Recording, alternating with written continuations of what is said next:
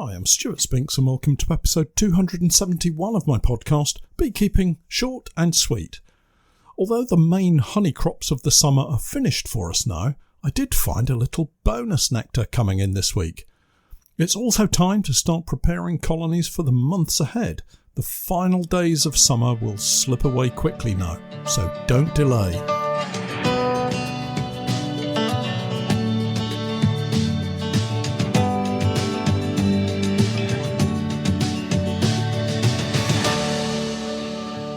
Beekeeping Short and Sweet, a beekeeping podcast for the inquisitive beekeeper with a short attention span. A beekeeper, in fact, just like me. Hi everyone, welcome back. I hope you're all well and have had a reasonable summer beekeeping. It's been a pretty wet one for sure, and there seems to be no sign of any settled weather heading our way soon. Here at home, we've had some very heavy rainfall, mixed in with some warm sunshine during the days, but the unsettled nature continues to affect our beekeeping, and we now switch our focus to health checks and food checks and all the autumn routines of treatments and feeding. I'll explain more of my planned routine for the coming autumn period in a while, but first, more of those wasps. Those pesky little creatures are at it again. It might surprise some of you to hear that we still have some colonies on the borage and pumpkins. I'll come back to the wasps in a moment. The pumpkins have set fruits, yet they continue to send out male flowers, and these are loaded with pollen. The colonies near to the pumpkin fields are all over it right now, bringing back heavy loads of bright yellow pollen. And because some of the colonies are set on the very edge of the pumpkin field, I can watch them fly out of the hive and straight into the middle of the pumpkins to forage. Much needed pollen at this time of the year, and it has a hugely positive effect on our colonies.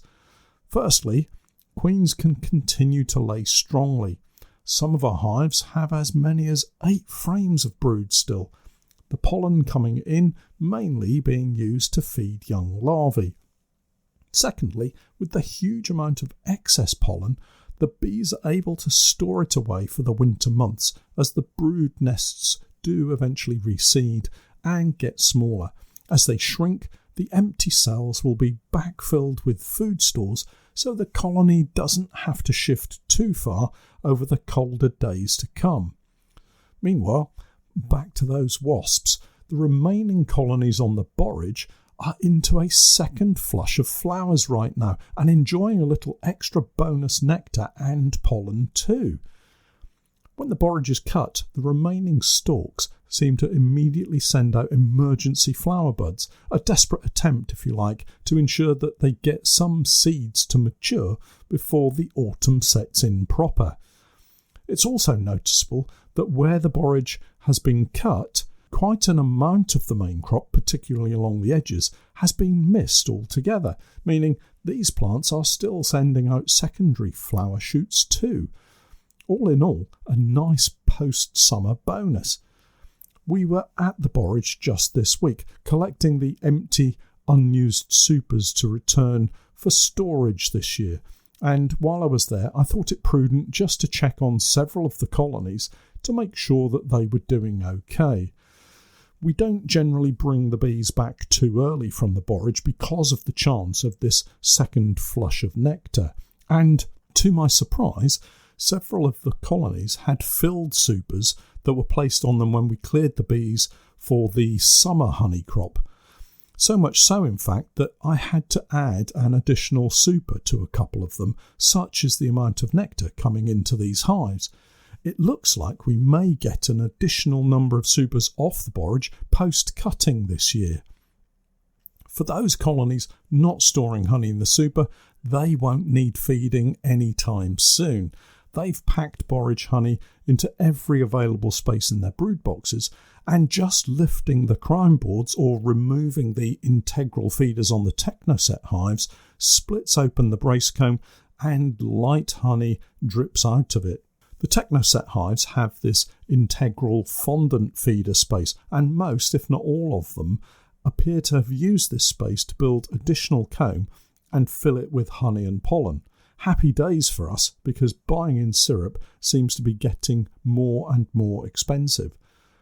Anyway, back to these wasps. I noticed a couple of colonies being targeted by wasps. Obviously, smaller colonies, and boy, those wasps really know it. The entrances, although closed down by half, were being overrun by wasps. Lifting the roof and exposing the frames saw a cloud of yellow and black stripes explode upwards and out of the hive, totally destroyed and almost completely robbed out. These hives are being left in position now. It's too late to save them, but they can help the other colonies to survive, and here's how. While the wasps are focusing on these vulnerable colonies, they're keeping away from the stronger ones, and that means those colonies have a better chance of survival. If you have several colonies in an apiary and one is being robbed out by wasps, my advice would be to leave it until later in the autumn when the wasp problem literally dies out.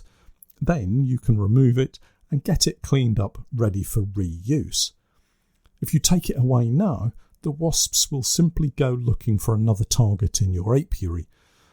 You may notice orientation flights taking place later in the day right now too. I was at our Fishing Lakes apiary the other day, cutting the grass, would you believe? It was getting quite late in the day, around 4 p.m, and all of a sudden, several of the colonies seemed to erupt with bees. You could easily be mistaken for thinking that they were about to swarm. There were so many bees at the entrances. But, and this should help any new beekeepers out there, if you look closely, you'll notice that they come out of the hive and turn back to face the entrance, looking directly at where they've come from, orientating themselves to their new surroundings. It's all good and nothing to worry about. Take a seat and enjoy the spectacle. This is also the point at which you may well see some hornets in and around the apiary. Now, I hasten to add, these are European hornets. Most of us will currently only be seeing European hornets, but there have been growing numbers of sightings, confirmed sightings, of Asian hornets. These can be checked on the National Bee Unit website. So far in 2023, there have been 19 Asian hornet nests found in 17 locations, according to the Rolling Asian Hornet Update page. And I'll put a link to it in the podcast notes for you. It's really important we all stay vigilant and know the differences between a European hornet and an Asian hornet. Again, check out the details on the National Bee Unit website. There are also links there to identification pages. I spotted 2 European hornets in my apiary at the Fishing Lakes this week. It's why I mention them. They were hovering around the entrances of a couple of the colonies that were exploding with bees on orientation flights. An easy meal, I guess. The hovering flight pattern is known as hawking, and whilst gruesome, it is also quite fascinating. I'm pleased to say I only saw 2 hornets, and they weren't having a great deal of luck in grabbing any bees while I was watching. This year seems to have been quieter for wasps and hornets at the Fishing Lakes. I'm not yet seeing a huge amount of activity, certainly nowhere near as much wasp activity as I'm seeing at the Borage apiary, and I have to say I'm very pleased about that. It would be nice to have a quieter end to the season than we had last year. The key now, I think, is to ensure that all of our colonies are closed down at the entrances to a size that they can easily protect against wasps.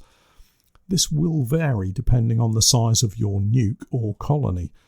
A very strong colony with plenty of emerging brood will cope quite well enough with a standard small entrance, something around 4 or 5 centimetres in length. This will give the largest colonies room to get in and out. Something of a bottleneck here is to be encouraged. I would say generally at this time of the year, bees queuing to get into the hive means wasps will certainly be spotted and dealt with. For nucleus colonies or smaller colonies in full-size hives, I would reduce this entrance further, 1 or 2 centimetres.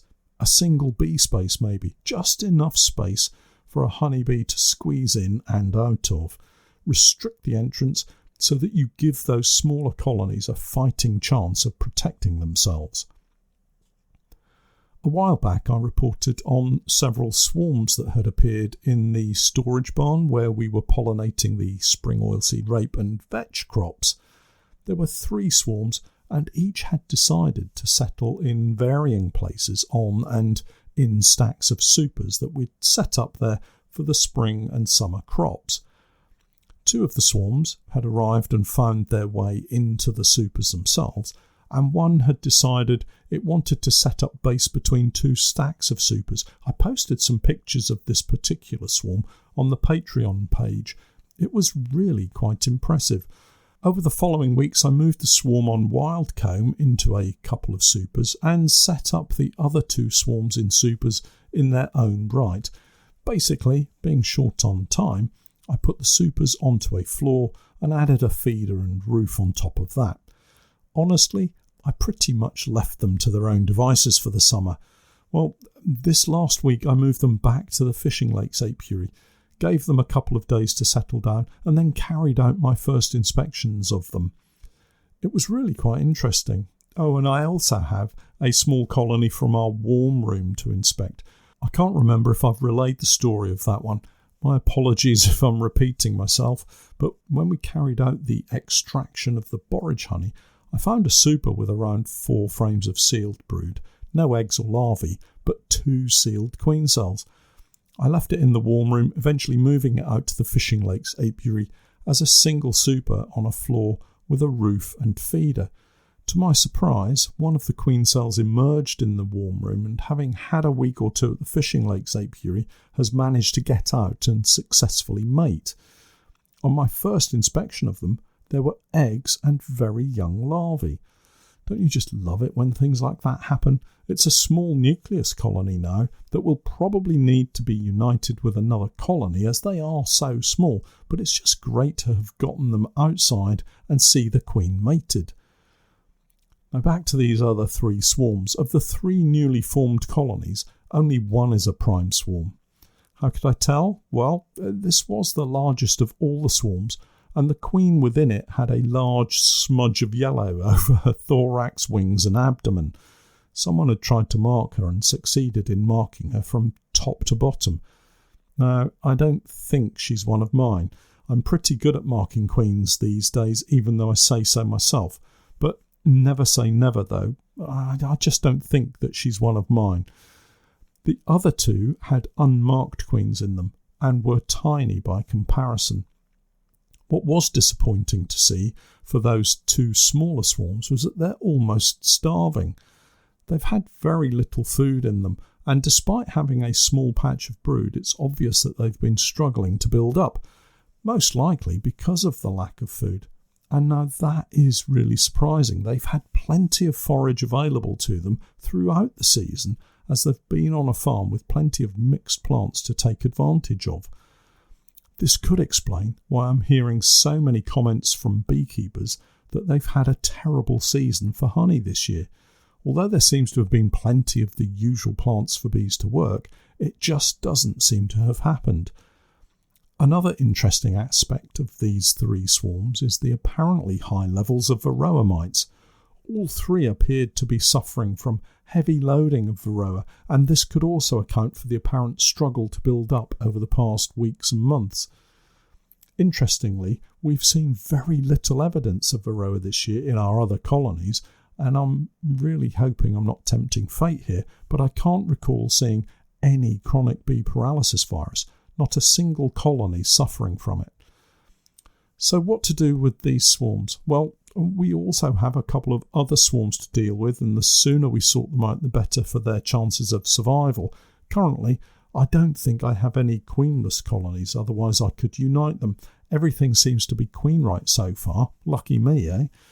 So it may well be that we unite these swarms together to form one large colony that can survive the winter. They're certainly not strong enough right now to make it through, and I think that what we'll do is get some food on them as soon as possible to start with. I'm going to go with some heavy syrup.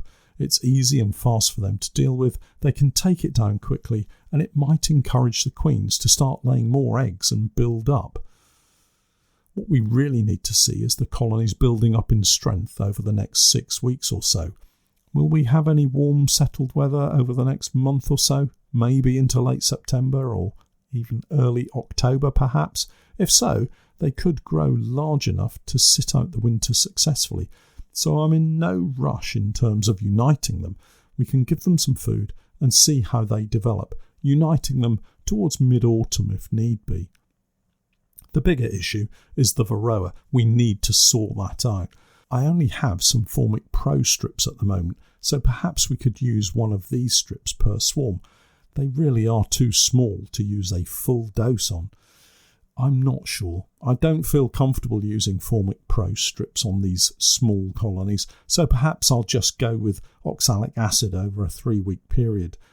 To me, that seems a much more sensible and less aggressive method of treatment.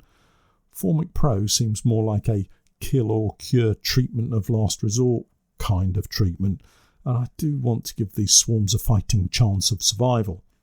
I'll have to think on it and maybe get over to the apiary this afternoon and give them a feed just to get them started. With a little luck, we may well get them healthy and building up fast enough that we'll have 3 or 4 new colonies to add to the total hive count for next spring. Thus far, we appear to be heading into the autumn with around 130 colonies. Of those, very few are small nukes, so I'm hopeful we'll have a less frantic autumn. But let's not get ahead of ourselves too far. Next week, I'm back checking the bees on the heather, so listen in for that. And no doubt, I'll have some videos of the trip to share with you all as well. Well, that's it for this week. Don't forget to check out my website, www.norfolk-honey.co.uk, and for my latest videos and podcasts with more updates, tips and techniques, it's the same Patreon page, www.patreon.com/Norfolk Honey. And remember, I'm Stewart Spinks, and that's Beekeeping Short and Sweet.